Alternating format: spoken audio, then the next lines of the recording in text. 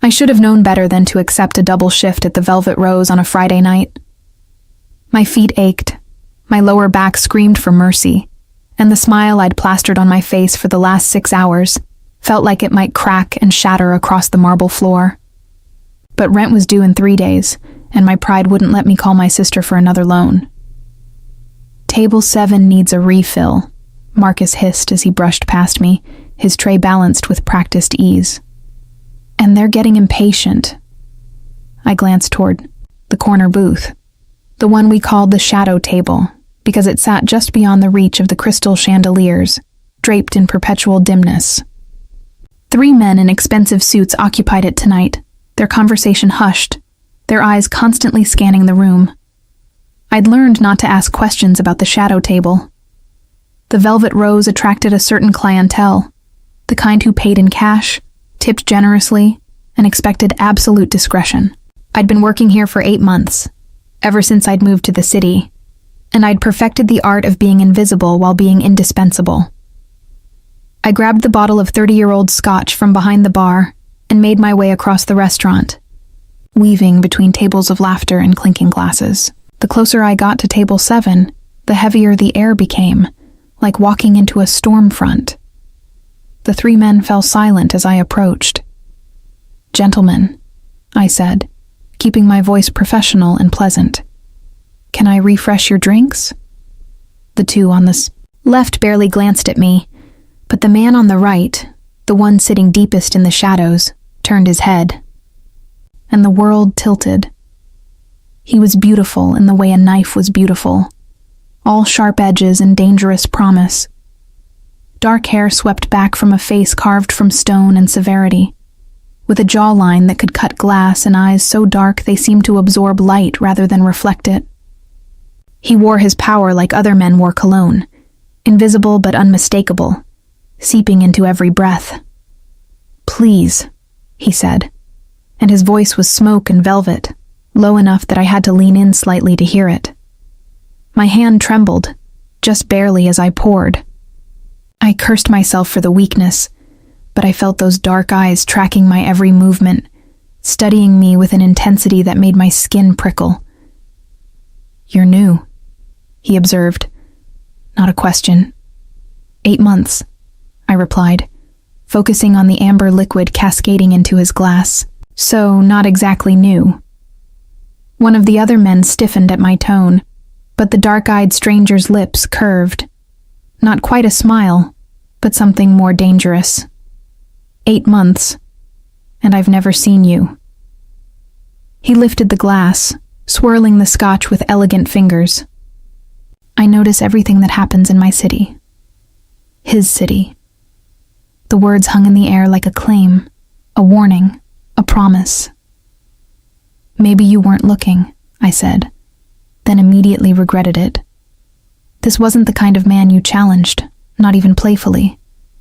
But instead of anger, something sparked in those midnight eyes. Interest, perhaps. Or amusement. Perhaps. He took a sip, never breaking eye contact. "Do you play chess?" The question came from nowhere, catching me completely off guard. What? Chess. He gestured to the corner of the booth, and I noticed for the first time the marble chess set sitting on the table, pieces arranged mid-game. "Do you play?" "Sometimes," I admitted carefully. "Join me." It wasn't a request. "I'm working. I'll clear it with your manager." He pulled out his phone, typed something with one hand. 30 seconds later, Marcus appeared at my elbow, his face flushed. "Autumn, Mr. Dante has requested your company for the remainder of your shift. I'll cover your tables." My mouth went dry. Mr. Dante. I didn't need to ask which Dante. Everyone in the city knew that name, whispered it with fear and respect in equal measure. Alessandro Dante, the king of the underworld, the man who controlled everything from the docks to the mayor's office, whose enemies disappeared without a trace, whose word was law in every shadow and corner of this city. I should have walked away, should have made an excuse, claimed illness, quit on the spot. Instead, I found myself sliding into the booth across from him. I should warn you, I said, proud that my voice didn't shake. I'm pretty good at chess. So am I. His eyes gleamed with something predatory, thrilling. White or black? Black. I always played black. It suited me. The underdog, the second move, the one who had to work harder to win. He reset the board with efficient movements, those elegant fingers positioning each piece with precision. Standard rules, no time limit. Stakes? I don't know what possessed me to ask. Alessandro Dante leaned back, studying me with that unnerving intensity. If I win, you have dinner with me tomorrow night. And if I win? You won't. The arrogance should have irritated me. Instead, it sent a shiver down my spine, half fear, half something I didn't want to name. You're that confident? I don't lose, Autumn. He moved his first pawn. Not at chess, not at anything. I moved my knight, falling into the familiar rhythm of the game. Everyone loses eventually. Not me. We played in silence, the restaurant's noise fading to white noise around us. The other two men had disappeared at some point, leaving us alone in the shadowed booth.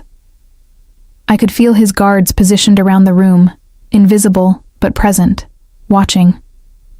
But I stopped caring about any of that after the fifth move, because Alessandro Dante was good, dangerously good. But so was I. I'd learned chess from my grandfather, a former Soviet Grandmaster who'd defected to the United States and spent his retirement teaching a lonely little girl the secrets of the 64 squares. I'd competed nationally as a teenager, won state championships, earned the title of woman Grandmaster before I'd given it all up after his death. No one here knew that. No one in my new life knew about Autumn Chen, chess prodigy. They only knew Autumn the waitress, invisible and unremarkable. But as I sacrificed my bishop to set up a devastating attack, I saw the exact moment Alessandro realized he'd underestimated me. His eyes narrowed, his jaw tightened, and something shifted between us. Recognition, respect, fascination. 23 moves later, I moved my queen. Checkmate. The word fell between us like a gunshot. Alessandro stared at the board, his expression unreadable. Around us, the restaurant had gone quiet. I realized his men were watching, tense and alert, as if my victory had somehow threatened their king. Then Alessandro Dante laughed. It was a dark, rich sound that seemed to come from somewhere deep in his chest. Genuine and surprised and utterly captivating. Well, he said, meeting my eyes with an intensity that stole my breath. It seems I do lose, occasionally. I should get back to work, I said, suddenly desperate to escape the weight of his attention. Tomorrow night. Dinner. He caught my wrist as I moved to slide out of the booth, his grip firm, but not painful. I insist. But I won? Exactly, which means I owe you a debt. His thumb traced a circle against my pulse point, and I knew he could feel how fast my heart was racing. And I always pay my debts, Autumn. Always. He released me, but I could still feel the ghost of his touch burning against my skin. I fled to the kitchen, ignoring Marcus's curious stare, my mind spinning. I'd just beaten the most dangerous man in the city at chess.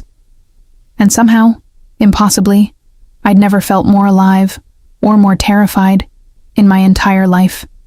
I didn't sleep that night. Every time I closed my eyes, I saw his face. Those dark, knowing eyes studying me like I was a puzzle he'd just discovered. One worth solving. My wrist still tingled where his fingers had circled it. Gentle but absolutely possessive. I always pay my debts. At 3 a.m, I stood at my apartment window, watching the city lights blur in the rain, trying to convince myself I could simply not show up. He didn't know where I lived. I could find a new job, disappear into the city's sprawl. But even as I thought it, I knew I wouldn't, because some self-destructive part of me wanted to see him again. The knock on my door came at exactly 7:30 in the evening. I stood frozen in my tiny living room, my black dress suddenly feeling too tight, too revealing, too much like I'd tried too hard, which I had. 3 outfit changes and an hour on my makeup. For a man I should be running from, not toward. The knock came again, patient but inevitable. I opened the door. A man in an impeccable charcoal suit stood in the hallway. Not Alessandro, but one of his shadows from last night. Up close, I could see the scar running down his left cheek, the cold efficiency in his pale eyes. Miss Chen, Mr. Dante sent me to collect you. I don't remember giving him my address. Mr. Dante knows everything he needs to know. A statement of fact, not a boast. The car is waiting. I should have slammed the door. Should have told him where Alessandro Dante could shove his dinner invitation. Instead, I grabbed my purse and followed him down 3 flights of narrow stairs to where a black Mercedes idled at the curb, rain beating on its perfect paint job. The scarred man opened the back door, and my breath caught. Alessandro sat in the darkness of the car's interior, devastating in a black suit that probably cost more than my yearly rent. He looked up from his phone, and that dangerous almost smile curved his lips. Autumn. He said my name like a secret. You came. You knew I would. I slid into the car, hyper-aware of the small space. The scent of his cologne. Something dark and expensive. Cedar and smoke, I hoped. The door closed, sealing us in together. The privacy screen was up, giving us the illusion of being alone. But hope and certainty are different things. Where are we going? Somewhere private. He poured 2 glasses of wine from a bottle I didn't recognize but suspected cost a fortune. Somewhere we can talk without an audience. About what? About how a waitress at the Velvet Rose happens to play chess like a Grandmaster. He handed me a glass, his fingers brushing mine deliberately. About who you really are, Autumn Chen. My heart stuttered. I don't know what you mean. Don't insult us both with lies. His voice remained soft, but steel ran underneath it. I had my people look into you after last night. There's remarkably little information available about your life before 8 months ago. No social media, no credit history, no digital footprint beyond what's absolutely necessary. You're a ghost who suddenly materialized in my city. People have a right to privacy. Not in my world. He shifted closer, and I felt the heat of him, the magnetic pull that seemed to distort gravity itself. In my world, secrets are currency, and mysteries are either assets or threats. Which am I? I haven't decided yet. His eyes searched my face with that unnerving intensity. But you beat me last night. No one beats me. So either you're incredibly lucky, or you're much more than you pretend to be. The car glided through rain-slick streets, climbing into the hills above the city. I should have been terrified. Alone with Alessandro Dante, being taken somewhere private, my secrets laid bare. But I'd spent 24 hours thinking about those last moments at the chessboard. About the way he'd looked at me when I'd checkmated his king, like I'd finally become visible to him, like I'd finally become real. My grandfather taught me, I said quietly. Mikhail Volkov. He was a Soviet Grandmaster before he defected. I grew up playing against him every day. Alessandro's expression shifted. Surprise, recognition. Volkov, I know that name. He trained several world champions before he disappeared from the circuit. He died 5 years ago. I stopped playing after that. It hurt too much. I took a sip of wine to ease the tightness in my throat. I haven't touched a chessboard since. Until last night.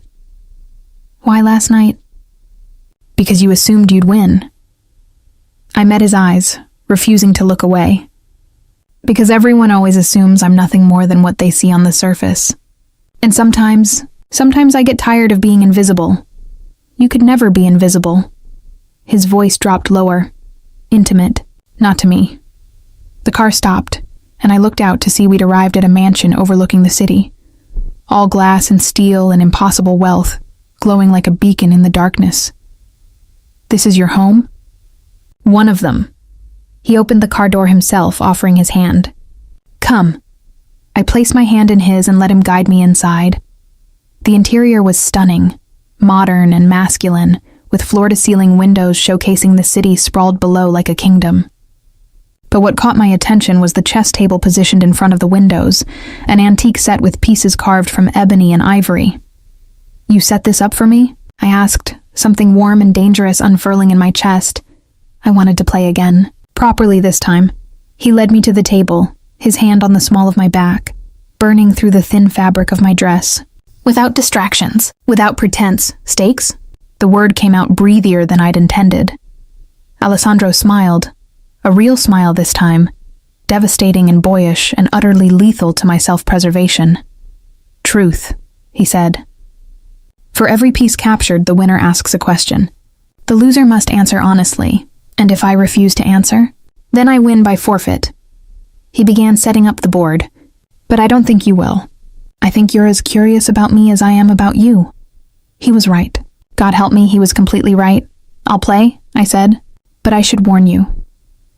I don't plan on losing." "Neither do I." His eyes gleamed with challenge and something darker, more intense. "Which means tonight is going to be very interesting." He captured my first pawn 12 moves in. "Why did you really come to this city 8 months ago?" he asked. I hesitated, feeling the weight of the truth. But I'd agreed to the rules. To disappear, I admitted. To become someone else. Someone normal and unremarkable. Why? That's 2 questions. You'll have to earn the next one. His smile was predatory. Challenge accepted. The city glittered below us like scattered diamonds as Alessandro captured my knight. 3 pieces to 2. He was winning. "What are you running from?" he asked, his voice soft but unyielding. I stared at the board, my throat tight. We'd been playing for an hour, the questions gradually peeling away layers I'd thought were safely buried. He knew about my grandfather now, about the chess circuit, about the promising career I'd abandoned, but he didn't know the real reason I'd disappeared. "My family's expectations," I said carefully. It was true, if not the whole truth. My father wanted me to be a champion, to make the Volkov-Chen legacy immortal. When I walked away after grandfather died, he never forgave me. Alessandro studied me with those dark, penetrating eyes. "There's more." "That's not a question." "No," he agreed, reaching across to capture one of my bishops. "But this is... Why do I feel like you're still hiding the most important part?" My pulse quickened. "Because you're perceptive. And dangerous. Is that your question?" His lips curved. "Whether I'm dangerous?" "I already know you're dangerous." I moved my queen, forcing his king into a defensive position. "The question is whether you're dangerous to me." "Yes." No hesitation, no pretense. Just brutal honesty. "I'm the most dangerous thing that's ever walked into your carefully constructed new life, Autumn. Because I see you, the real you, and I have no intention of letting you fade back into the shadows." The words landed like a physical touch, stealing my breath. I captured his rook. "Why did you really invite me here?" I asked. "It's not just about the chess." Alessandro leaned back, his expression unreadable in the city's reflected glow. For a long moment, I thought he might refuse to answer, might claim forfeit and end the game. Then he spoke. "Because when you beat me last night, I felt something I haven't felt in 10 years. His voice was low, almost rough. "Surprise, wonder, the thrill of facing something unexpected." He paused. "In my world, everything is calculated. Every move, every alliance, every threat.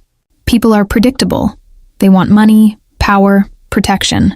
They fear me or they try to use me. But you..." He reached across the board, his fingers brushing my wrist exactly where he'd touched me last night. "You looked at me like I was just a man who'd underestimated you at chess, not the king of anything. Just Alessandro." "You are just a man," I said quietly. "No," his grip tightened slightly. "I stopped being just a man a long time ago. I'm a weapon, a monster, a necessary evil that keeps the city's darkness from consuming everything." His eyes burned into mine. "But for 3 seconds last night when you said checkmate, I forgot that." The vulnerability in his voice cracked something open inside me. "I should go," I whispered, but I didn't pull away. "You should," he agreed. "You should run as far and as fast as you can from me, Autumn Chen. Because I consume everything I touch. I ruin and destroy and corrupt. His thumb traced my pulse. But you won't run, because you're as tired of hiding as I am of the darkness. He was right. God, he was so devastatingly right. I captured his remaining night. What do you want from me? My voice came out shakier than I'd intended. Alessandro's expression shifted, something raw and hungry flickering across his features before he controlled it. Everything, he said simply. Every secret, every fear, every thought that crosses your brilliant mind. He stood, moving around the table toward me with predatory grace. I want to understand how you think, what makes you smile, what haunts you at 3 a.m. He stopped in front of me, close enough that I could feel the heat radiating from his body. I want to protect you from whatever you're running from, even though protection is the most dangerous thing I could offer. His hand came up, fingers ghosting along my jaw, and I want to corrupt you, to pull you into my world, to watch you navigate the darkness and still somehow shine. That's... I struggled to breathe. That's insane. Yes, his smile was dark, self-aware. I'm aware. You don't even know me. Then let me. He tilted my face up, his eyes searching mine. Stay, finish the game. Let me ask my questions and answer yours. Let this, whatever this is, exist for one night before reality crashes back in. I should have said no. Should have stood, called for his driver, returned to my tiny apartment and my invisible life. Instead, I reached up and captured his king. Checkmate, I whispered. Again. Alessandro's laugh was low and rough. Impossible. Look at the board. He did, and I watched the realization cross his face. I'd sacrificed my queen 3 moves ago to set up an inescapable trap. He'd been so focused on my questions, on the conversation, that he'd missed it entirely. You're magnificent, he breathed. I'm a Grandmaster who never loses. I stood, bringing us chest to chest, my heart hammering. You should have done better research. I should have. His hand settled on my waist, possessive and careful. But I'm glad I didn't. I'm glad you surprised me. I win, I said. Which means I get to ask the final question. Ask. I looked up into those dark, dangerous eyes and voiced the question that had been burning in my chest since the moment I'd slid into his car. What happens now? Alessandro's expression turned absolutely feral. Now, he said softly, I show you my world. The real one, not the mansion and the wine and the pretty words. His grip tightened. I show you the blood and the violence and the empire I've built on fear and loyalty. And then you decide if you're strong enough to stand beside a monster. Before I could respond, his phone buzzed. He pulled it out, his expression darkening as he read the screen. What is it? I asked. A problem. He looked up, and I saw the transformation happen in real time. The vulnerable man disappearing, replaced by the cold king. One that requires my immediate attention. I should go then. No. His hand caught mine. You're coming with me. You wanted to see my world, Autumn. Tonight, you're going to get your wish. The fear that shot through me was electric. Where are we going? Alessandro's smile was all teeth and shadows, to remind someone what happens when they betray me. The warehouse loomed out of the darkness, like a wound in the city's side, all rusted. Metal and broken windows, squatting beside the docks where the river's black water lapped at rotting piers. I'd stopped asking questions 10 minutes ago. Alessandro had transformed during the car ride, his casual elegance hardening into something cold and absolute. He'd made 3 phone calls in rapid Italian, his voice clipped and commanding, while I sat pressed against the leather seat, trying to understand what I'd agreed to. I show you the blood and the violence. The Mercedes stopped, surrounded immediately by 4 black SUVs. Men emerged, hard-faced, armed, efficient. Alessandro's army. Stay close to me, he said, finally looking at me. Don't speak unless I tell you to. Don't react to what you see. Can you do that? I should have said no. Should have demanded he take me home. But I'd asked what happens now. And he was answering. Yes, I whispered. His hand found mine, squeezing once, reassurance or warning. I couldn't tell. We walked into the warehouse. The interior was a cavern of shadows and harsh fluorescent lights, empty except for a cluster of men in the center. As we approached, they parted like water, revealing a man tied to a metal chair, middle-aged, balding, his expensive suit torn and bloodied. "Alessandro, please." The man started, but Alessandro held up one hand and the words died. "Marco." Alessandro's voice echoed through the space, soft but carrying absolute authority. "My accountant for 15 years. My trusted financial advisor. The man who knows where every dollar of my money goes. I can explain. Can you explain the $2 million that disappeared from my accounts last week?" Alessandro circled the chair slowly, hands in his pockets, looking almost bored. "Can you explain the offshore transfers to the Genovese family? Can you explain why you thought I wouldn't notice?" "They threatened my family?" Marco's voice cracked. "They said they'd kill my wife, my children." "So, you sold me out to save them." Alessandro stopped circling, standing directly in front of the bound man. "I understand the impulse, Marco, I really do. Family is important." Hope flickered in Marco's eyes. "But you came to work for me knowing what I am, knowing what I do." Alessandro's voice dropped lower, colder. "You accepted my money, my protection, my trust. And the first rule, the only rule that matters in my world, is loyalty. Please." Alessandro turned to me, and I fought to keep my expression neutral, even as my heart raced. "Autumn, I want you to pay attention to what happens next. This is what my world looks like. This is who I am." He pulled a gun from inside his jacket. Black, sleek, deadly casual. "No," Marco screamed. "Alessandro, please. I have children. So do the men whose lives you endangered with your betrayal." Alessandro's hand was perfectly steady. "So do the families who depend on me for protection. Your fear doesn't excuse your treachery, Marco. Nothing excuses it." I couldn't breathe, couldn't move. This was real. This was actually happening. "You have a choice," Alessandro continued, his tone almost conversational. "You can die here tonight quickly and cleanly. Your family will be compensated, your debts forgiven. They'll never know the extent of your betrayal," Marco sobbed. "Or..." Alessandro's eyes flickered to me briefly. "You can tell me everything. Every meeting, every conversation, every piece of information you gave the Genovese family. You cooperate fully, and I'll let you live. Your family stays under my protection, but you'll owe me a debt that can never be fully repaid." "Anything," Marco gasped. "Anything. I'll tell you everything. I know you will."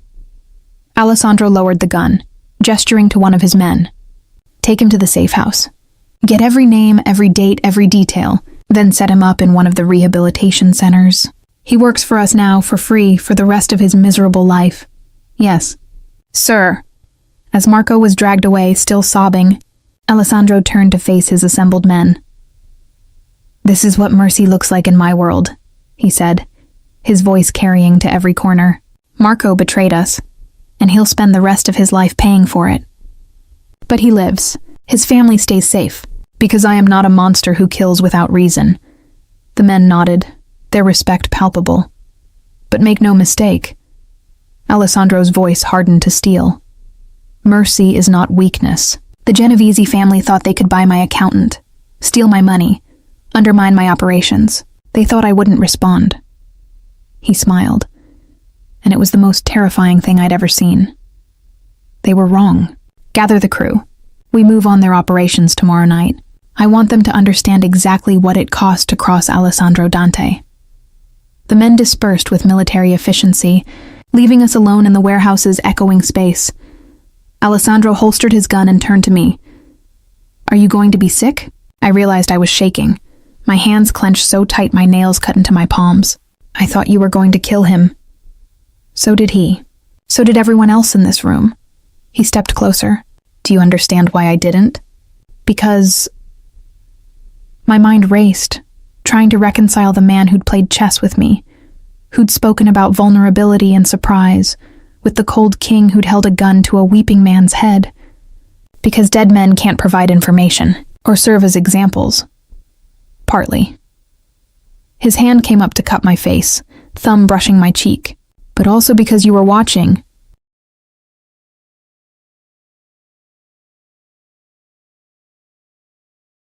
My breath caught. What? I wanted to show you who I am, Autumn. The violence, the power, the absolute control. But I also wanted to show you that I'm not a mindless killer, that there's still humanity somewhere in this darkness. His eyes searched mine, vulnerable again, achingly so. I wanted you to see that I can make choices. That mercy, even calculated mercy, is still possible. You did that for me. I did it because of you. His other hand found my waist, pulling me closer. I did it because the thought of you looking at me with disgust or horror was suddenly unbearable.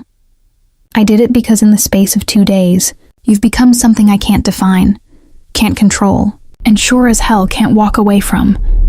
Alessandro, tell me to take you home. His forehead pressed against mine, his breath warm on my lips. Tell me you want nothing to do with this world, with me, and I'll let you go. I'll make sure you're safe, set you up somewhere far from here, and I'll never contact you again. Is that what you want? No. The word was rough, almost broken. But it's what you should want, what any sane person would want. I reached up, my hands finding his face, feeling the tension in his jaw. I should be terrified, I whispered. I should run, but when I'm with you, I feel more alive than I have in 5 years. Like I've been sleepwalking through my life and you've finally woken me up. I met his dark eyes. You're dangerous, Alessandro Dante. But maybe I'm tired of being safe. He kissed me. It wasn't gentle. It was possession and desperation, and years of darkness meeting unexpected light. His hands tangled in my hair, pulling me closer, and I responded with equal hunger, equal need. When we finally broke apart, both breathing hard, his eyes were almost black. You're mine now, he said softly. Do you understand? Whatever this is, wherever it goes, you're mine, and I protect what's mine. I'm not a possession. No, he agreed. You're something far more dangerous. You're a weakness I can't afford but refuse to give up. Behind us, a phone rang. Alessandro answered it, his body tensing against mine. When? A pause. How many? Another pause, longer. I'm on my way. He hung up, and when he looked at me, I saw fear for the first time. What's wrong? The Genovese family. They didn't wait for my response. His grip on my hand tightened painfully. They just attacked 3 of my clubs. 12 casualties. And Autumn, what? They're asking about you. About the woman who was seen with me tonight. About Autumn Chen. My blood turned to ice. How do they know my name? Because someone told them. Alessandro's expression was murderous. Someone in my organization. Another traitor. He pulled me toward the door, surrounded immediately by his guards. Where are we going? Somewhere safe. A place only 3 people know about. He looked down at me, his expression fierce and protective and absolutely terrifying. I told you I protect what's mine, Autumn, and I'm about to show you exactly how far I'll go to keep that promise. The warehouse exploded behind us. The explosion threw us forward, Alessandro's body covering mine as glass and debris rained down. His guards formed a human shield around us, guns drawn, shouting into radios. My ears rang. Smoke choked the air. Through the chaos, I felt Alessandro's hands checking me frantically. My face, my arms, my sides. Are you hurt? His voice sounded distant, muffled. No, I don't think. Move. He hauled me to my feet, and we ran. The Mercedes was gone, destroyed in the blast. Alessandro shoved me into one of the SUVs, sliding in beside me, barking orders in rapid Italian. The vehicle lurched forward, tires screaming, as 2 more explosions lit up the night behind us. They knew we were here, Alessandro said, his voice deadly calm despite the chaos. They knew exactly where we'd be, which means, the mole, I finished, my voice shaking. It wasn't just Marco. No, his jaw clenched. Someone higher up, someone who knows my routines, my safe houses, my responses to betrayal. He pulled out his phone, making a series of calls while the SUV weaved through the city streets at terrifying speed. I caught fragments, orders to lock down locations, to gather the inner circle, to find the leak before it bled them dry. How many people know where we're going now? I asked. Alessandro looked at me, and something in his expression softened despite the circumstances. 3. The 2 men in the front seat who've been with me since I was 17. And now you. You trust them that much? With my life, and now with yours. He laced his fingers through mine. I'm sorry. This isn't how tonight was supposed to go. A hysterical laugh bubbled up. What was it supposed to be? More chess and philosophical conversations about your darkness? Yes, actually. His lips curved slightly. Maybe a proper kiss that wasn't interrupted by assassination attempts. Alessandro, we're here, the driver announced. Looked out to see we'd stopped in front of a nondescript apartment building in a quiet residential neighborhood. Nothing like the mansion. Nothing that screamed wealth or power. This is your safe house? The most effective hiding place is in plain sight. Alessandro helped me out, keeping my hand firmly in his. Welcome to the closest thing I have to a normal life. The apartment was small. Living room, kitchen, bedroom, bathroom. Comfortable but unremarkable, with worn furniture and books scattered everywhere. Chess books, I noticed. Strategy guides, classic games, theoretical treatises. You studied my games, I said, picking up a book with notes in the margins. After last night, I studied everything I could find about you, which wasn't much. Alessandro locked the door behind us, engaged 3 separate deadbolts, and checked his phone. My men are sweeping the other safe houses. I've called a meeting of my inner circle for dawn. Somewhere public, somewhere the Genovese family won't dare strike. And until then, we wait.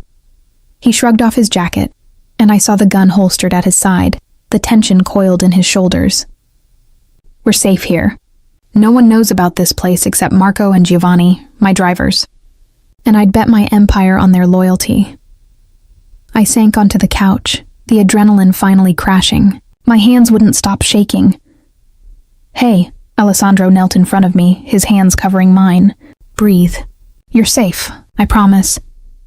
People died tonight because of me. The words came out broken. You said they were asking about me.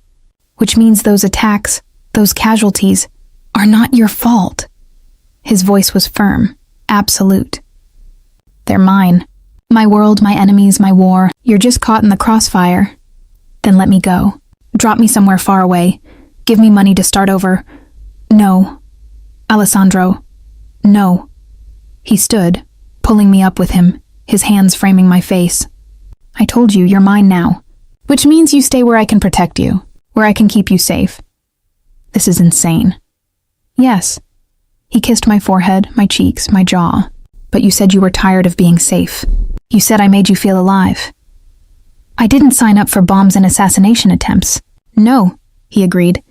You signed up for chess and dangerous questions, and a man who can't seem to think about anything except the way you say checkmate. His lips hovered over mine. But you can't have one without the other, Autumn. You can't have the vulnerability without the violence. Can't have the man without the monster. I know. I grabbed his shirt, pulling him closer. God help me, I know. This kiss was different, desperate and seeking, tasting of smoke and fear and something deeper.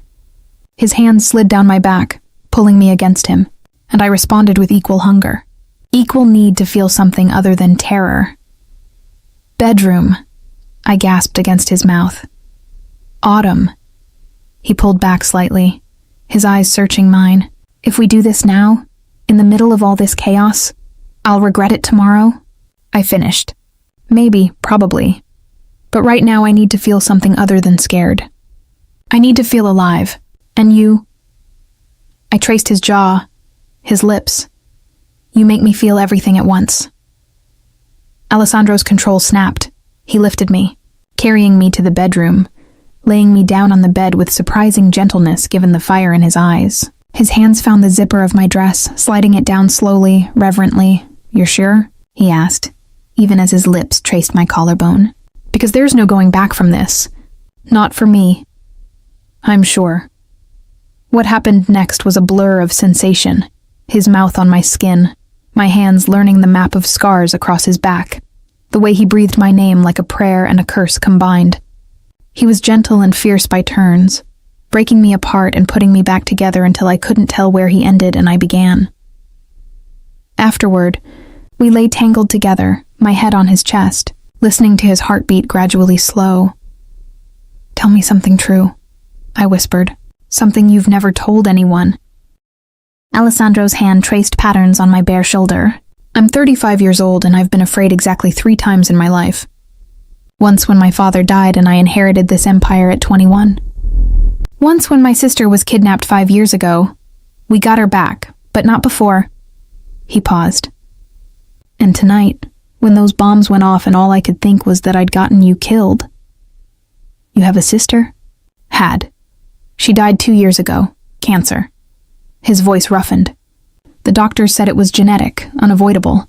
But I always wondered if it was my world that poisoned her. If the stress, the fear of being my family, somehow made her sick. I pressed closer. You can't blame yourself for cancer. I can blame myself for everything else.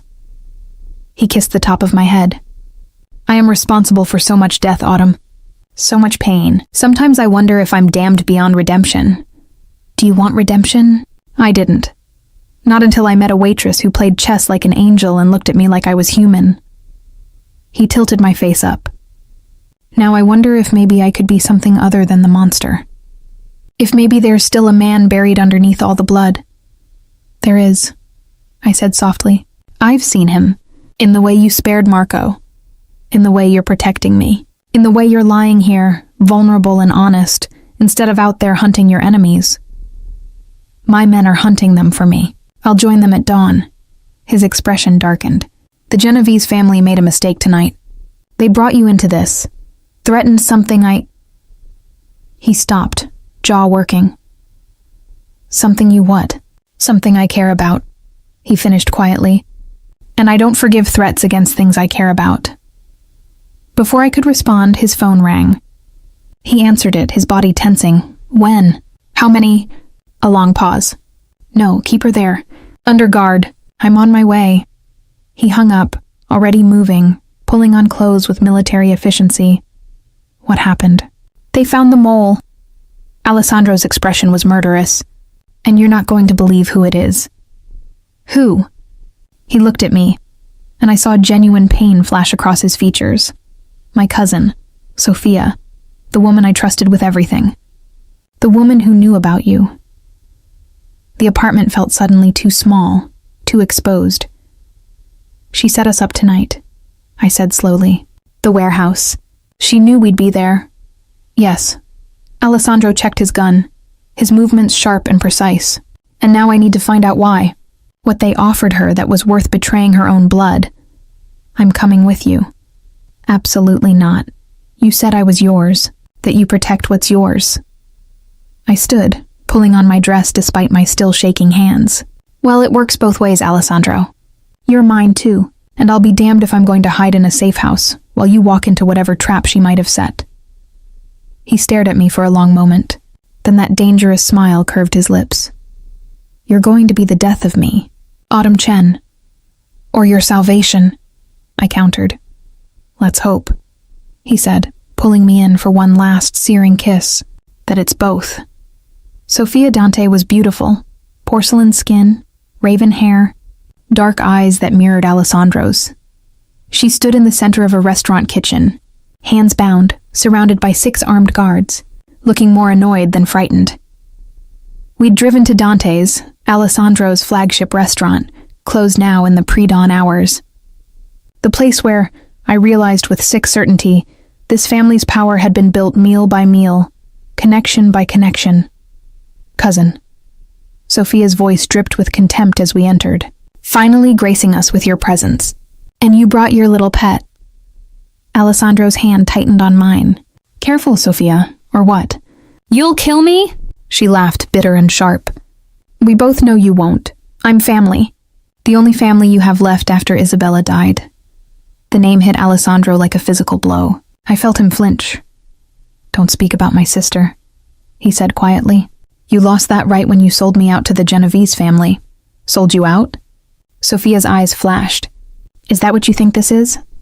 A simple betrayal for money? Then enlighten me. Alessandro released my hand, moving closer to his cousin with predatory grace.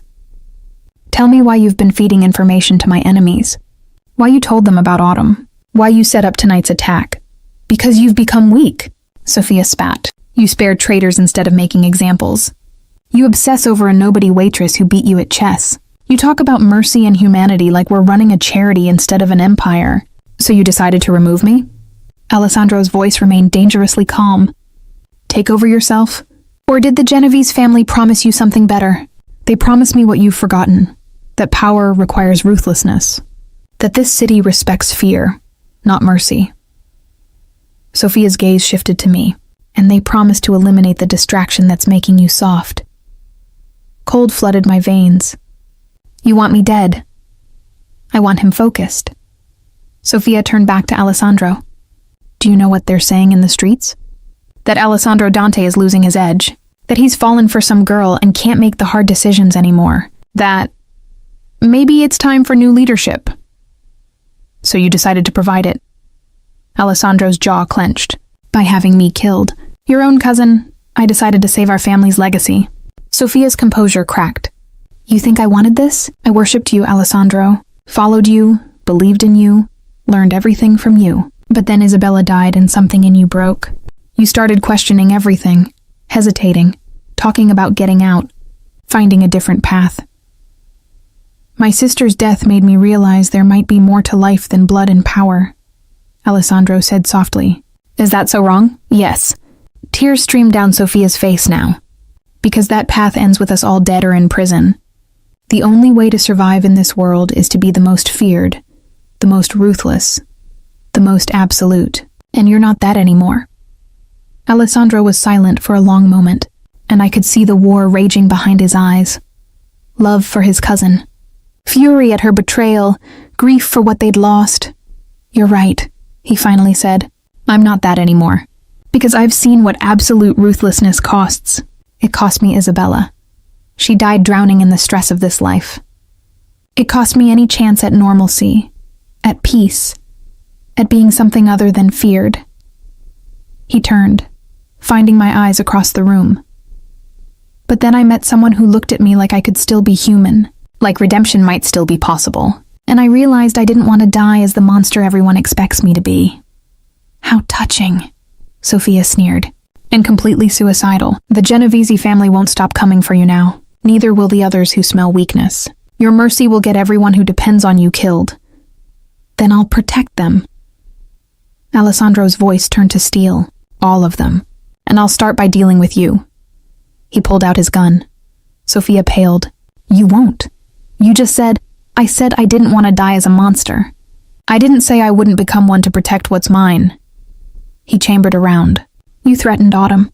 You orchestrated attacks that killed 12 of my people. You betrayed everything our family stands for. Give me one reason I shouldn't end this right now. Because I'm your cousin. Sophia's voice rose, panicked now. Because I'm family. Because you love me. I did love you. Alessandro's hand was perfectly steady. Past tense. But you made your choice when you chose power over loyalty. Alessandro. I stepped forward, my heart pounding. Don't. He looked at me, surprised. If you kill her, you prove her right, I said quietly. You prove that mercy was just a performance for me. That deep down, you're exactly the monster everyone thinks you are. She tried to have you killed, Autumn. I know. I moved closer, placing my hand over his gun, lowering it slightly. But you said you wanted to be something different. Something more. You can't do that by executing family members in restaurant kitchens. What do you suggest? I let her go? Trust that she won't immediately run back to my enemies? No. I looked at Sophia, seeing the fear beneath her defiance. I suggest you show her exactly why mercy is more powerful than fear. Alessandro studied me for a long moment. Then, slowly, he lowered the gun completely. Fine. He turned to Sophia. Here's what's going to happen. You're going to give my men every piece of information you have about the Genovese family's operations. Their locations, their plans, their weaknesses, everything. And if I refuse, then I'll let Autumn convince me to spare you again. But the next time you threaten her, the next time you betray this family, there won't be any mercy. I'll kill you myself and sleep soundly afterward. Do you understand? Sophia nodded, something like shock in her eyes. Good. Marco, Alessandro called, and his head of security appeared. Take her to the secure location. Get everything she knows. And Sophia. He looked at his cousin one last time. Pray that the information you give us is worth more than your treachery cost. As Sophia was led away, Alessandro turned to me, his expression raw. You just saved the life of a woman who tried to kill you. Why? Because you needed me to, I said simply. Because I could see you didn't want to do it, despite what you said. Because mercy might be weakness in your world, but it's also the only thing that makes you different from your enemies. You're extraordinary. He pulled me close, burying his face in my hair, and terrifying. And I have no idea how I survived 35 years without you, Alessandro. I love you. The words came out rough, almost angry. I know it's too soon, too crazy, too everything. But I've spent my whole life controlling every emotion, every weakness, and I can't control this. I love you, Autumn Chen. And if that makes me weak, then so be it. My breath caught. I should have said it was too soon. Should have reminded him we'd known each other for 3 days. Should have protected myself from the inevitable heartbreak. Instead, I kissed him. I love you too, I whispered against his lips. God help me, I do. His phone buzzed. He glanced at it, his expression darkening. What now? Sophia wasn't lying about one thing. The Genovese family is coming. They've mobilized their entire organization. They're planning a major strike tomorrow night, targeting all my holdings simultaneously. Can you stop them? I can try. He looked down at me, his eyes fierce and protective. But first I need to get you somewhere truly safe. Somewhere they'll never find you. I told you, I'm not hiding while you fight. Autumn, no. I grabbed his jacket. You don't get to confess your love and then ship me off to safety. We're in this together now. Whatever happens tomorrow night, we face it together. You could die. So could you. I met his eyes steadily, and I'd rather die beside you than live knowing I abandoned you. Alessandro kissed me again, desperate and claiming. When this is over, he said. When the Genovese family is dealt with and the dust settles, I'm taking you away from all this. Somewhere quiet, somewhere safe. Just us. Promise? Promise. His phone rang again. This time when he answered, his face went white. When? How? A long, terrible pause. I'm on my way. He hung up, and I saw genuine fear in his eyes. What happened? Marco and Giovanni, my drivers. The men I trusted with my life. His voice shook. They're dead. Both of them. Killed in their homes within the last hour. The room spun. But you said... I said 3 people knew about the safe house. Marco, Giovanni, and Sophia. Alessandro's expression turned murderous. Which means Sophia gave up more than just information to the Genovese family. She gave up the only place I considered truly safe. They know where we were. They know where we slept. They could have killed us. I whispered. No. Alessandro pulled out his gun, checking the clip with shaking hands. They wanted us to know. Wanted us to understand that nowhere is safe, that they can reach us anywhere, anytime. What do we do? Alessandro looked at me, and I saw a man on the edge of breaking, caught between the violence of his world and the fragile hope of redemption I'd offered him. We do what I should have done from the start, he said quietly. We go to war, and we don't stop until either they're destroyed or we are. The sun was rising over the city, painting the sky in shades of blood and fire. Tomorrow night, one way or another, everything would change. The war room was exactly what I'd imagined. A converted basement beneath the restaurant, with screens displaying security feeds from across the city, maps marked with territories, and a table surrounded by hard-faced men who commanded their own pieces of Alessandro's empire. And me, the waitress who'd stumbled into their world 3 days ago, now sitting at Alessandro's right hand like I belonged there. The Genovese family has 40 soldiers mobilized. Marco's replacement, a scarred man named Tomas, reported, pointing to locations on the map. They're targeting all 5 warehouses, 3 clubs, and this restaurant. Simultaneous attack scheduled for 10 p.m. tonight. Let them come, growled Dominic, Alessandro's enforcer. We'll turn their attack into a massacre. No. Alessandro's voice cut through the room.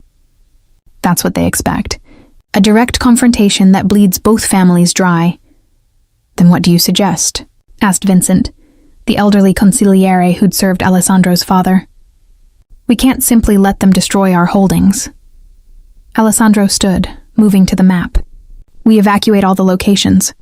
Move everyone, civilians, workers, guards, out by 8 p.m. Make it obvious we're abandoning them. You want to let them take our territory? Dominic looked incredulous. I want them to think they've won. Alessandro's smile was cold, calculated. While their forces are spread across the city, hitting empty buildings, we strike at the heart. Their main compound, their money, their leadership. That's suicide, Vincent protested. The Genovese estate is a fortress. 20 guards minimum, sophisticated security, which they'll thin out tonight when they need every man for their assault. Alessandro circled the compound on the map. We go in with 10 of our best. Fast, surgical, absolute. We take out their leadership, secure their records, find out who else in this city was working with Sofia to undermine us, and we end this war before it really begins. And what about the feds? Thomas asked. All this activity will draw attention. I've made arrangements. Alessandro's expression was grim. Certain officials have been reminded of certain favors owed. We'll have a 4-hour window where law enforcement will be mysteriously delayed responding to calls in our territories. I listened to them plan violence with the casual efficiency of corporate executives, feeling like I'd stepped through a mirror into a darker reflection of reality. This was Alessandro's world, not the chess games and vulnerable confessions, but this. Cold calculations about where to strike, how many men to sacrifice, which officials could be bought or threatened. Autumn. Alessandro's voice pulled me from my thoughts. Do you understand the plan? Everyone turned to look at me. You want to create a distraction while striking at the real target, I said slowly. It's chess. You're sacrificing pawns to take their queen. A few of the men chuckled, but Alessandro nodded seriously. Exactly. And I need you to stay here in the secure room with 2 guards. No matter what happens tonight, no, the room went silent. No, Alessandro's voice was dangerously soft. I'm coming with you. I stood, meeting his eyes across the table, to the Genovese compound. Absolutely not. You said I was yours. That you protect what's yours. I moved around the table toward him, but I'm not a possession to be locked away. I'm your partner, and partners don't let each other walk into fortresses alone. It's too dangerous. So was the warehouse. So was your apartment after Sofia's betrayal. Danger seems to be my new normal. I reached him, lowering my voice so only he could hear. You said you love me, which means you don't get to protect me by excluding me. You protect me by letting me stand beside you. Alessandro's jaw worked. I could see the war in his eyes, his instinct to keep me safe battling with his recognition that I was right. Can you handle a gun? He finally asked. No, but I'm a fast learner. Thomas. Alessandro never broke eye contact with me. Take Autumn to the range. Teach her basic firearm safety and shooting. She has 4 hours. Sir, with all respect. 4 hours, Alessandro repeated. If she can prove she won't be a liability, she comes with us. If not, she stays locked down here. Agreed? He directed the last word to me. Agreed, I said. 4 hours later, my hands smelled like gunpowder, and my ears rang despite the protection. But I'd hit the target. Not perfectly. Not like Alessandro's men who could probably shoot flies at 50 yards, but well enough. Thomas nodded grudgingly. She's not terrible. Decent grouping, decent instincts. Good enough? Alessandro asked.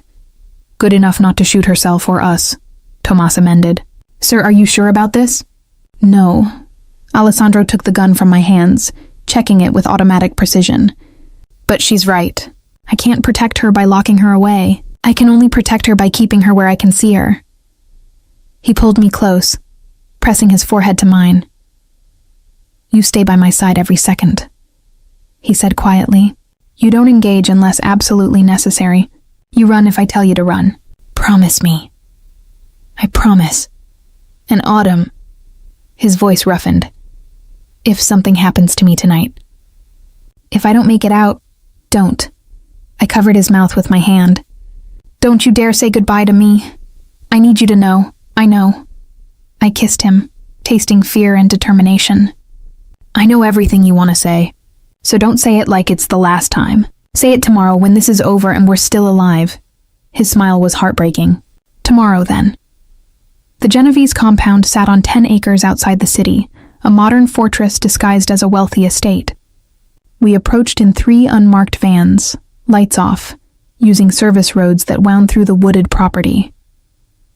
Alessandro sat beside me, dressed in tactical black, checking weapons with quiet efficiency. I wore the same, feeling like I was playing dress-up in someone else's dangerous life. 2 minutes, Tomas announced from the driver's seat. Alessandro took my hand. Last chance to stay in the van. Not a chance. Stubborn. Yours, I countered, and his smile flashed in the darkness. The van stopped a quarter mile from the main house. We piled out silently, 10 of us plus me, moving through the trees like shadows. Alessandro's hand stayed on my back, guiding me, keeping me close. Through the trees I could see the compound, lights blazing, but most of the windows dark. Alessandro had been right. They'd pulled most of their forces for the assault on his holdings.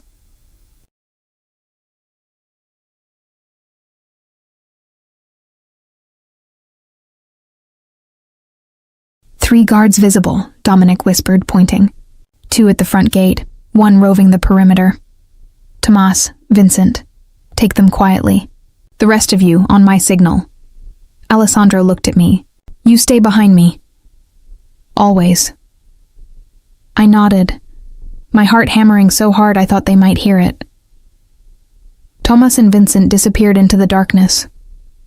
30 seconds later, Alessandro's radio crackled softly. All clear. We moved. The compound security was good, but not perfect. Alessandro's men disabled cameras with practiced ease, picked locks that should have been unpickable, moved through the mansion like they'd rehearsed it 100 times. Maybe they had.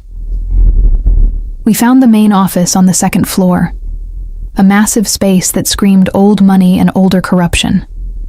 Alessandro went straight for the safe, pulling out tools I didn't recognize, working with intense focus. 5 minutes, he muttered. "Guard the door." His men took positions while I stood beside him, watching him work. "You've done this before," I observed quietly. "This is how I built my empire. By taking what belonged to my enemies and making it mine." The safe clicked open. "By being smarter, faster, more ruthless than everyone else." He pulled out stacks of documents, hard drives, cash. "Here, the Genovese family's entire operation. Financial records, political connections, blackmail material." The radio crackled. "Sir, we have movement. Multiple vehicles approaching fast." Alessandro's head snapped up. "How many?" "All of them, sir. The entire Genovese force. They're coming back." "Impossible," Dominic breathed. "The attack on your holdings was a trap," Alessandro finished, his face going pale. "They knew we'd come here. They wanted us here." The realization hit me like ice water. Sophia, she told them everything. The plan, the timing, everyone out, now! Alessandro grabbed my hand, pulling me toward the door. Too late. The explosion blew out the windows, throwing us backward. Gunfire erupted from below, from outside, surrounding us. Alessandro covered me with his body as bullets chewed through the walls. "We're pinned," Thomas shouted. "All exits blocked." Alessandro's eyes met mine, and I saw the horrible understanding there. We weren't getting out of this. Not all of us. Maybe none of us. "I love you," he said over the chaos. "I'm sorry I got you killed." "You haven't," I said fiercely. "We're getting out of this, together. You promised me tomorrow, remember?" "Autumn, together," I repeated. "Find us a way out, Alessandro. You're the king of this city, so think like one." He stared at me for one long moment, then that dangerous smile returned. "You're right." He grabbed his radio. "All units fall back to the study. Burn protocol. Sir, burn protocol means—" "I know what it means. Do it." His men converged on our position, laying down covering fire. Alessandro pulled me to the far wall, pressing a hidden panel that swung open to reveal a narrow passage. "Secret exit." I gasped. Every fortress has a weakness. I always make sure I know what it is. He pushed me into the passage. "Go, straight down, follow the tunnel. It comes out at the tree line." "What about you?" "I'm right behind you." But he wasn't moving. He was holding something in his hand. A small device with a blinking red light. Understanding hit me. The burn protocol. You're going to blow the house, with the Genovese family inside it, every last one of them. His expression was grim. It's the only way to end this. To make sure they never threaten you again? Alessandro, go, Autumn. Please, I'll be right behind you. I ran. The tunnel was narrow, dark, and smelled like earth and terror. I stumbled through it, Alessandro's hand firm on my back, pushing me forward. Behind us, his men followed in grim silence, and behind them, the sound of gunfire grew fainter.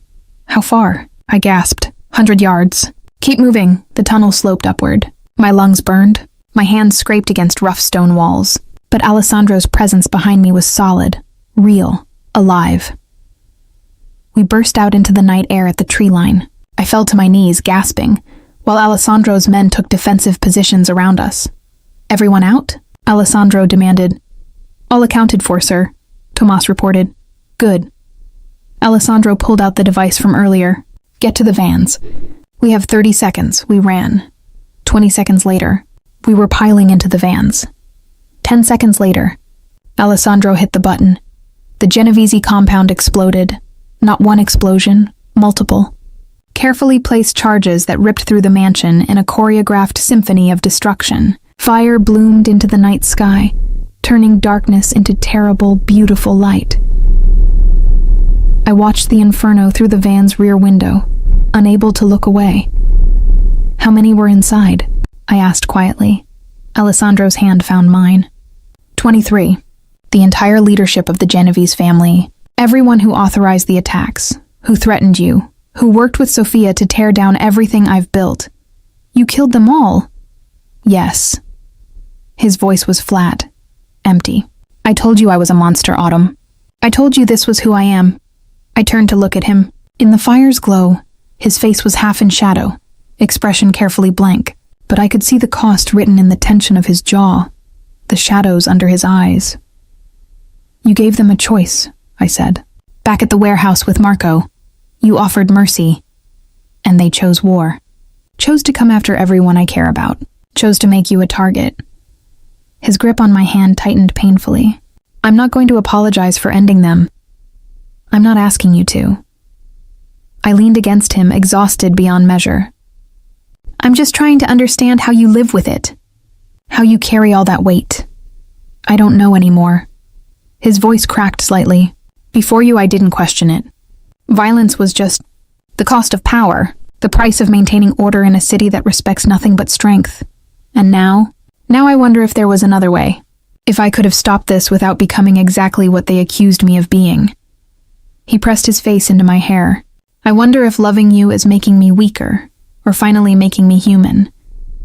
It's making you both, I said quietly. And maybe that's not a bad thing.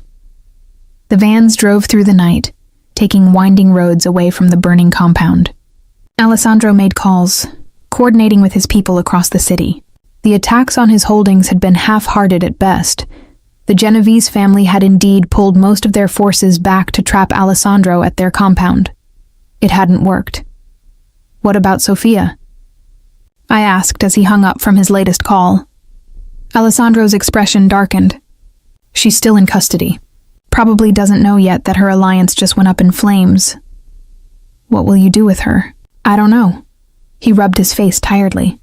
She's family. The last family I have, actually. But she tried to have us both killed. The old you would have executed her, I observed. Yes. He looked at me. What would you do? Me? I'm nobody's judge, Alessandro. I'm just a chess player who fell in love with a king. You're more than that. His hand cupped my face. You're my conscience.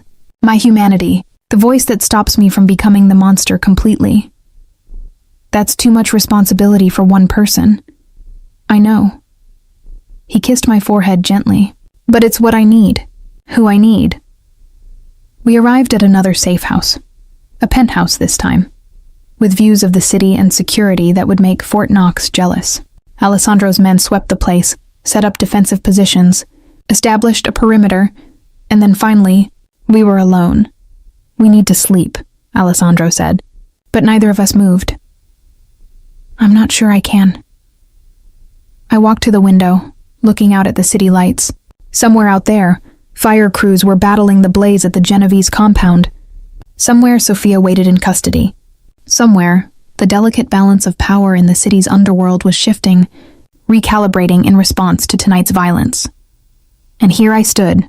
Autumn Chen, former chess prodigy turned waitress, now the lover of the most dangerous man in the city. I don't know how to go back, I said quietly, to my old life, to being invisible. After everything I've seen, everything I've done, you can't go back, Alessandro said, coming to stand behind me. His arms wrapped around my waist, pulling me against his chest. None of us can. We only go forward. Forward to what? More violence? More enemies? More nights wondering if we'll survive until morning? Or forward to something different? His lips brushed my temple. I meant what I said. When this settles, when the dust clears and the power vacuum fills, I want out. Not all the way out, I'm not that naive, but I want to step back. Let others run the day-to-day operations while I focus on other things. What other things? You, us, maybe a life that doesn't involve quite so much gunfire and explosions. He turned me to face him. I know it sounds impossible. I know my world doesn't let people retire peacefully. But maybe, just maybe, if I'm smart enough and ruthless enough in establishing my successor, I can buy us a chance at normal. Normal, I repeated, almost laughing. I'm not sure either of us knows what that means anymore. Then we'll figure it out together. He kissed me, soft and sweet and achingly tender. Chess lessons and quiet dinners and mornings where we don't wake up to assassination attempts. Sounds like heaven. Sounds terrifying, he admitted. I've been at war my entire adult life. I'm not sure I remember how to be anything else. You learned for me once already. You showed me mercy, vulnerability, humanity. You can learn the rest too.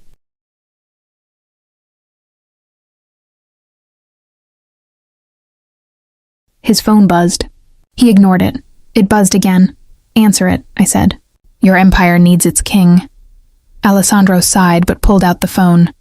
His expression shifted from tired to alert to furious in the span of seconds. When? A pause. How? Another pause. Don't let her leave. I'll be there in 20 minutes. He hung up, and I already knew. Sophia? Escaped. 2 hours ago. Killed her guards, disabled the security, vanished into the city. His voice was deadly calm, and according to the note she left, she's not running. She's coming for us, for you specifically. Why me? Because she blames you for everything. For making me soft, for ruining the alliance with the Genovese family, for destroying her vision of what our empire should be. Alessandro was already moving, grabbing his jacket, checking his weapons. She thinks if she eliminates you, I'll become the monster again. The king who rules through fear instead of mercy. Will you? I asked quietly. Alessandro stopped, looking back at me. If she kills you? Yes, I'll become something so much worse than a monster. I'll become the thing that haunts monsters. Then I guess we'd better make sure she doesn't kill me. Autumn. No running, remember? No hiding. We face this together. She's trained, experienced, and completely unhinged by rage. You're a civilian who learned to shoot 4 hours ago. I'm also the woman you love, which means I'm not letting you face your last remaining family member alone. I grabbed my own jacket. Besides, she wants me dead, which makes this my fight as much as yours. Alessandro stared at me for a long moment. Then he did something unexpected.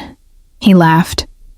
It was rough, exhausted, a little bit broken, but genuine. You're going to be the death of me, Autumn Chen. Or your salvation, I reminded him, echoing our earlier exchange. Let's hope it's both. He pulled me close for one more kiss, because either way, I'm never letting you go. The phone rang again. This time it wasn't one of his men. It was Sophia. Alessandro answered on speaker. Hello, cousin? Sophia's voice was cold, controlled. I hear you've been busy tonight. The Genovese compound was very impressive, very thorough, very monstrous. What do you want, Sophia? The same thing I've always wanted. Our family's legacy preserved, our power absolute, and the distraction that's weakened you removed permanently. If you touch her, you'll what? Kill me? You already decided not to when you had the chance. That was your mistake, Alessandro. Mercy is weakness, and weakness gets people killed. Where are you? Somewhere meaningful. Somewhere that represents everything you're throwing away for a waitress who plays chess. A pause. The velvet rose, where it all began. Come alone, and maybe I'll make her death quick. The line went dead. Alessandro's face was ashen. She's going to burn down the restaurant. With you inside it. Then we'd better get there first. Autumn, she wants you. Specifically. This is a trap. Everything's a trap, I interrupted. But here's what she doesn't know. I'm a Grandmaster who never loses. And I've been playing defensive chess my entire life, waiting for the perfect moment to strike. Alessandro's eyes searched mine. What are you thinking? I'm thinking, I said slowly, that it's time for Sophia to learn the same lesson you did. Never underestimate the invisible girl. Tell me your plan. I did. It was risky, possibly insane, definitely dangerous. But Alessandro smiled, that dangerous, beautiful smile that had first caught my attention. You really are magnificent, he said. Magnificent enough to survive tonight? We'll find out together. The Velvet Rose was dark when we arrived, its elegant facade shadowed by the pre-dawn darkness. Alessandro's men surrounded the building from a distance, ready but out of sight per my plan. This had to look like we'd come alone. Last chance to change your mind? Alessandro said as we approached the front door. Not a chance. My hand was steady on the gun tucked into my jacket. 4 hours of training wouldn't make me an expert, but it would be enough. It had to be. The door was unlocked. Inside, the restaurant was lit by candles. Hundreds of them, placed throughout the dining room like a wake. Or a funeral. How dramatic, I murmured. She always had a flair for theater, Alessandro replied, his voice tight. Sophia sat at the shadow table, table 7, where this had all begun. She looked immaculate despite everything, her dark hair swept up, her dress elegant, a gun resting casually on the white tablecloth beside a chess set, the same chess set we'd played with that first night. Cousin. Sophia's smile was cold. And the girlfriend. How cozy. Sophia. Alessandro's voice was carefully controlled. This ends tonight, one way or another. I agree. Sophia gestured to the chairs across from her. Sit. Let's play one final game. I'm not here to play chess with you, Alessandro said. Not you. Sophia's eyes fixed on me. Her one game. If she wins, you both walk out of here alive. I'll disappear, you'll never hear from me again. And if you win, I asked. Then Alessandro puts a bullet in your head himself. Proves to me, to himself, to the entire city that he's still the king. Still capable of making the hard choice. Alessandro moved between us. Absolutely not. It's fine. I stepped around him, approaching the table. I'll play. Autumn, trust me. I met his eyes. Please. The war in his expression was painful to witness. But finally, he nodded. I sat across from Sophia, studying the board. The pieces were already set up mid-game. Black was losing. Recognize this position? Sophia asked. I did. It was from my final championship game, 5 years ago. The game I'd lost after my grandfather died.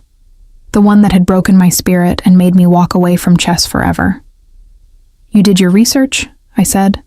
Of course. I needed to understand what Alessandro saw in you. What could possibly make him throw away everything for a nobody waitress? Sophia leaned forward. Do you know what I learned? That you're a quitter, a coward. You ran from chess because you couldn't handle losing. Just like you'll run from this life because you can't handle what it requires. Is that what you think? I studied the board, my mind already working through the combinations. That I ran from chess because of one loss? Didn't you? I walked away because chess stopped being about the beauty of the game and started being about my father's ego. About proving the Volkov legacy. About being a weapon instead of a person. I moved my knight, not the move Sophia expected, judging by her frown. Sound familiar? This isn't about me, isn't it? I captured her bishop. You're sitting here trying to force Alessandro to kill me because you can't handle him wanting something beyond the empire. Because his mercy threatens your entire worldview. You're just as much a prisoner of this life as he is. Maybe more. Sophia's hand trembled slightly as she moved her queen. You think you understand us? You've been in this world for 3 days. And in those 3 days, I've seen more humanity in Alessandro than you've apparently seen in him your entire life. I sacrificed my rook, opening up her king. He mourns the people he kills. He questions his choices. He wants something better, not because he's weak, but because he's finally strong enough to imagine a different future. There is no different future. There's only power and those who take it. That's where you're wrong. I moved my queen into position. Check. Sophia stared at the board, her confidence faltering for the first time. This position is unwinnable, I continued quietly. You set it up thinking I'd do what I did 5 years ago, collapse under pressure, make emotional mistakes, lose control. But I'm not that scared girl anymore. And this isn't the same game. I captured her rook. Check. Sophia moved her king desperately. See, what you don't understand about chess, I said, moving my remaining bishop, is that it's not about the pieces you lose. It's about position, about seeing possibilities your opponent can't, about being patient enough to sacrifice everything to reach the endgame. This isn't chess. Everything is chess. I leaned forward. You set up this whole scenario thinking Alessandro would prove himself by killing me.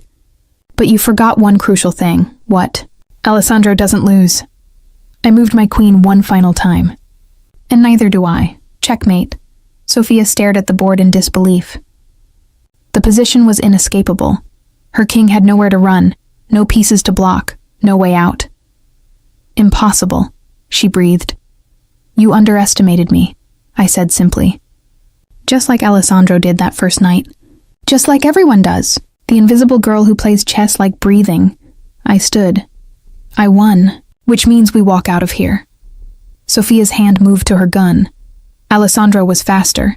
His weapon was drawn and aimed at his cousin in a heartbeat. Don't! You won't shoot me, Sophia said, but uncertainty crept into her voice. I'm family. I'm all you have left. You were family, Alessandro corrected quietly. Past tense. You stopped being family when you threatened Autumn, when you tried to have her killed, when you forced me to choose between my past and my future.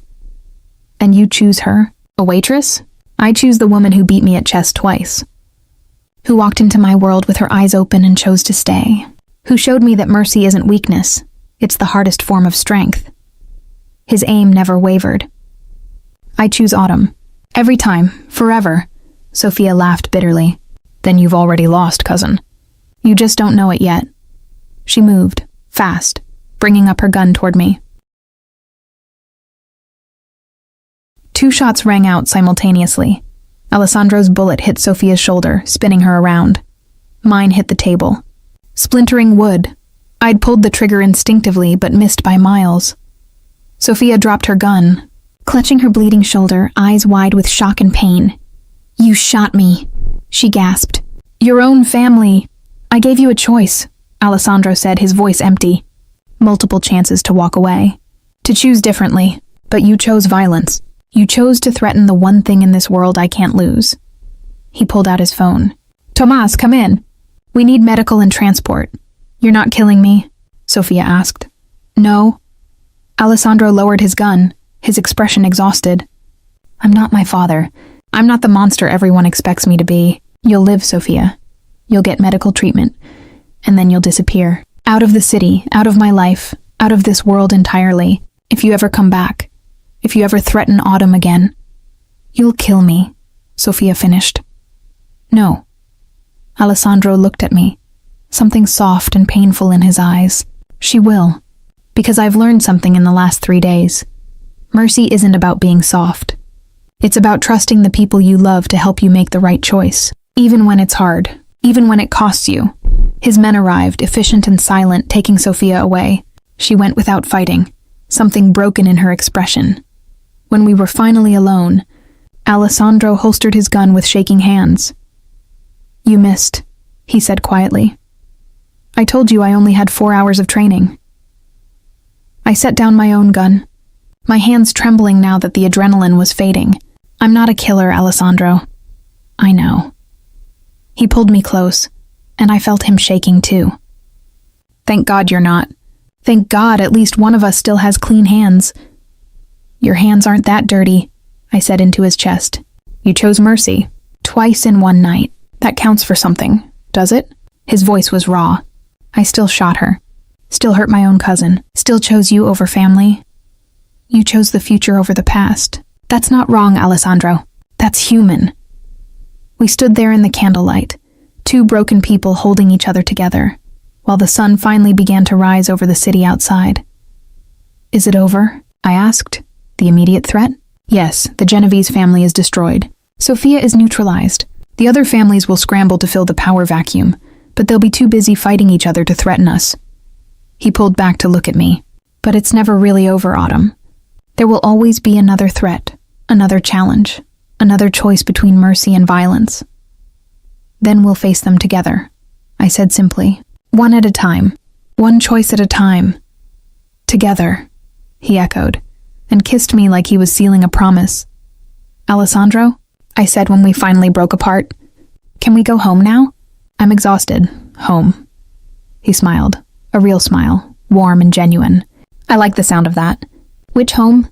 The mansion? The penthouse? The apartment? Wherever you are, I said. That's home now. His expression softened into something achingly vulnerable. You know I'm still dangerous, right? I'm still the king of this city's underworld. I still have enemies and obligations and a darkness that won't ever fully go away. I know. I took his hand. But you're also the man who plays chess at midnight and shows mercy when it costs him everything, and looks at me like I'm more important than any empire. That's the man I love. All of him. Darkness included. You're going to ruin me, Autumn Chen. Or save you, I suggested. Both, he said, and kissed me again. Definitely both.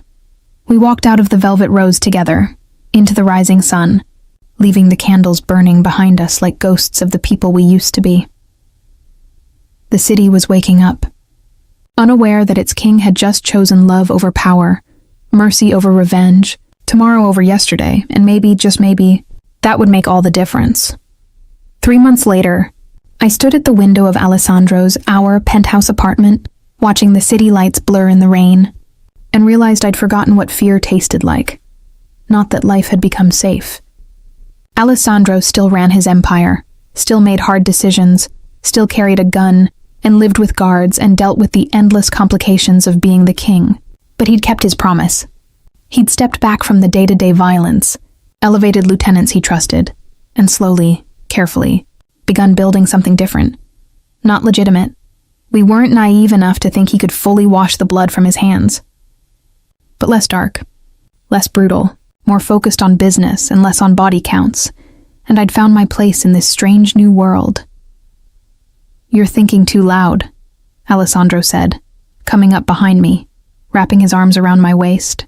He smelled like whiskey and the cologne I'd bought him last month, expensive and complex and entirely him. Just remembering, I said, leaning back against his chest. Remembering what? That night at the Velvet Rose, the first one, when you invited me to play chess. I turned in his arms to face him. Did you know then that I'd become this? Become what? Yours, part of your world, someone who knows where the bodies are buried, sometimes literally, and loves you anyway. Alessandro's smile was soft, private, meant only for me. I didn't know anything except that you'd surprised me, and in my world, surprises are usually fatal. But you, he tucked a strand of hair behind my ear, you were the good kind of surprise, the kind that makes you want to be better than you are. And are you better? I'm trying. His expression grew more serious. I still have to make choices I hate. Still have to hurt people to protect what's mine. But I think about it now. Question it. Look for alternatives instead of just reaching for the gun. Because of me? Because you showed me there was another way. Not a perfect way, not a clean way, but a more thoughtful one. He kissed my forehead. You're my conscience, Autumn. My North Star. The reason I keep trying to be something more than the monster. You were never just a monster, I said softly. You were always more complicated than that. Perhaps. But I forgot, for a long time. His hand found mine, fingers lacing together. After Isabella died, I became what everyone expected. Cold, ruthless, efficient. It was easier than feeling the grief. Easier than admitting I was drowning. And now I feel everything. It's terrifying and beautiful, and I wouldn't change it for anything. He pulled a small box from his pocket. Which brings me to something I've been meaning to ask you. My heart stopped. Alessandro, let me finish before you panic. He opened the box, revealing a ring, antique, elegant, with a stone that caught the light like captured starfire. This was my grandmother's, the only piece of jewelry Isabella wanted me to keep after she died. She said to save it for when I found someone who saw the man instead of the crown. Words failed me. I know it's fast. I know we've only been together 3 months. I know the rational thing is to wait, to take it slow, to be sensible. His thumb brushed across my cheek. But nothing about us has been rational from the start. And I learned something in the last 3 months, watching you integrate into my impossible world. I learned that when you find the person who makes you want to be better, who stands beside you in the darkness and still sees light, you don't let them go. Alessandro, I'm not asking you to marry me tomorrow. I'm not even asking you to wear this ring in public if you don't want to. I just need you to know, his voice roughened, that you're it for me, Autumn Chen. Forever. In whatever form that takes. Whether we eventually get married or just spend the next 50 years playing chess at midnight and surviving assassination attempts, I'm yours, completely, irrevocably, eternally. I stared at the ring, at the man holding it, at the life we'd somehow built from chess games and gunfire and choosing each other over and over again. You're insane, I whispered. Yes. This world is dangerous. Yes. We could both die tomorrow in some war I don't fully understand. Yes. And you still want this? Want me? Want forever? More than I've ever wanted anything. He smiled. That devastating smile that had first caught my attention. So what do you say? Will you be my partner, my conscience, my checkmate? Will you keep teaching me how to be human while I keep teaching you how to be dangerous? I should have said no. Should have recognized that this was still too fast, too intense, too much like a fever dream that would break in the morning light. But I'd learned something in the last 3 months, too. I'd learned that safe was overrated. That visible was better than invisible. That love, real love, was worth every risk, every danger, every impossible choice. Yes, I said, to all of it, forever, in whatever form it takes. Alessandro slipped the ring onto my finger. Perfect fit, like it had been made for me, and kissed me like it was the first time, and the last time, and every time in between. I love you, he murmured against my lips. My queen, my grandmaster, my salvation and my ruin. I love you too, I said. My king, my monster, my tomorrow. We stood there in the rain-blurred light, 2 impossible people who'd found each other against all odds and refused to let go. Behind us, on the coffee table, a chess set waited. We played every night now. Games that lasted hours, neither of us willing to surrender. It was our ritual, our meditation, our way of staying connected to the people we'd been before the world tried to break us. Want to play? Alessandro asked, following my gaze. Later. I pulled him toward the bedroom. Right now I want to celebrate our engagement properly. His laugh was warm, genuine, full of the joy I'd spent 3 months coaxing out of him. I like the way you think. I know you do.